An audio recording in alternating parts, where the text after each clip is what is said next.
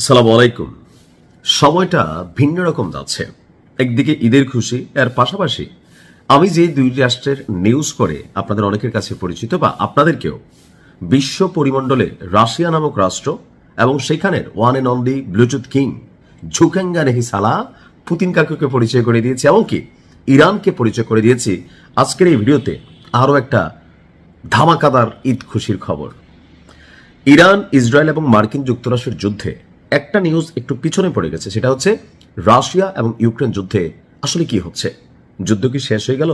Putin কাকু কি থাইমা গেল?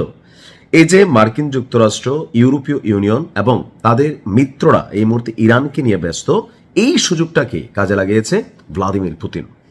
গেল 24 ঘন্টায়, অনলি 24 ঘন্টায়, একদিনে ইউক্রেনের প্রায় 1,500 সেনা বালিশ ছাড়া শোয়া দিছে, অর্থাৎ ওই পারে পাঠিয়ে দিছে রাশিয়ার বাহিনী। আর এই বিষয়টি নিয়ে পুতিন আজকে প্রেস ব্রিফিং করেছে, এমনকি পশ্চিমাদেরকে বার্তা দিচ্ছে যে তোমাদের যুগ শেষ হয়ে আছে।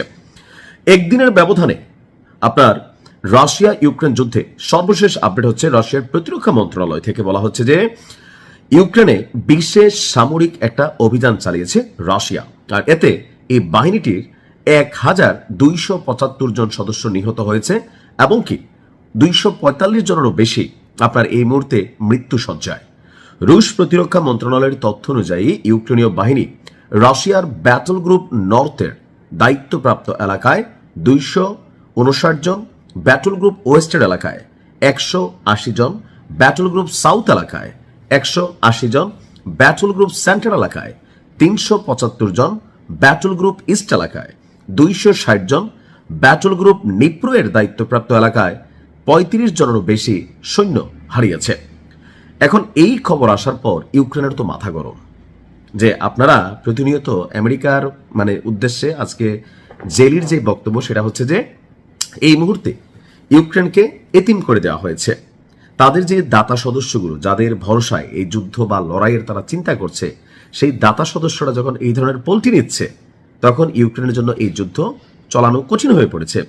ইউক্রেন বলছে যে সকল মনোযোগ ইসরায়েলের পক্ষে চলে গেছে, অর্থাৎ এই মুহূর্তে ইসরায়েলকে সেভ করার জন্য আপনার মার্কিন যুক্তরাষ্ট্র, ফ্রান্স, জার্মানি, যুক্তরাজ্য বা তাদের যারা সমমনা মিত্ররা আছে, প্রত্যেকেই এখন ইসরায়েলকে হেফাজত করার জন্য, আবার মধ্যপ্রাচ্যেও তাদের যে ইনভেস্টমেন্টগত এলাকাগুলো আছে সেগুলোকে রক্ষা করার জন্য, বা মধ্যপ্রাচ্যে তারা এই যে সেনাবাহিনী পালে বিভিন্ন দেশ, তো তাদের এই মিত্রতা রক্ষা করতে গিয়ে পুরো ইনভেস্টমেন্ট বা টাকা পয়সা, আকাশ প্রতিরক্ষা সিস্টেম অনেক দেশ থেকে তারা সরাই নিচ্ছে। যেমন সাউথ কোরিয়া থেকে সরাই নেওয়া হয়েছে, আরো বিভিন্ন দেশ থেকে তারা তাদের প্রতিরক্ষা সিস্টেম সরিয়ে নিয়ে দিচ্ছে।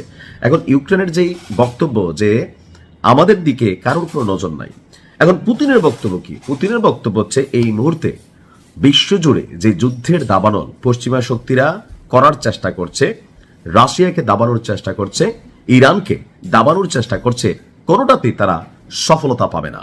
কারণ বিশ্বে যারা শান্তিকামী রাষ্ট্রগুলো আছে তারা মার্কিন যুক্তরাষ্ট্রের এই ধরনের কুপরিকল্পনা সম্পর্কে অবগত আছে।